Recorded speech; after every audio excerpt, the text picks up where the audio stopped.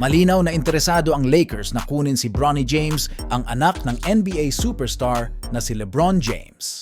Maraming multiple reports at statement galing sa mga credible sources na nagpapakita na seryoso ang Lakers at kinoconsider na i-draft si Bronny. Kaya imposible na walang NBA team na kumuha dito. Sa totoo lang, pinag-aagawan nga ang bata, hindi lang alam ng marami. So tingnan natin yung mga dahilan kung bakit ang Lakers ang number 1 destination ni Bronny James.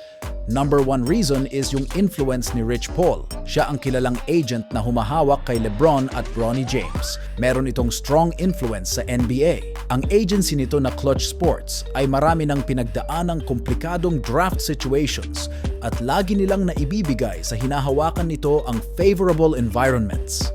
At dahil malapit si Rich Paul sa Lakers at alam niya ang pangarap ni LeBron na makapaglaro kasama ang kanyang anak, kayang-kayang gawa ng paraan yan ni Paul para mapunta si Bronny sa Lakers. Number 2 reason is ang commitment ni LeBron sa Lakers. May mga statement nga ang Lakers na nagsasabi na gagawin nila ang lahat para magstay sa organization si LeBron. At matutupad lamang yon kung i-fulfill nila ang well-documented desire ni LeBron na makasama si Bronny sa isang team.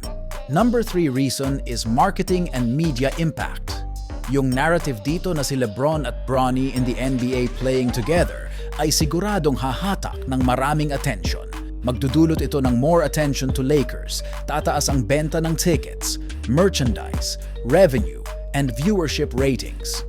A father and son storyline ay siguradong idodominate ang sports media na magbibigay naman ng unprecedented publicity sa Lakers. At ang pang-apat na dahilan ay ang flexibility ng Lakers sa draft position. Meron silang necessary draft picks and trade assets na magiging advantage sa kanila in the draft.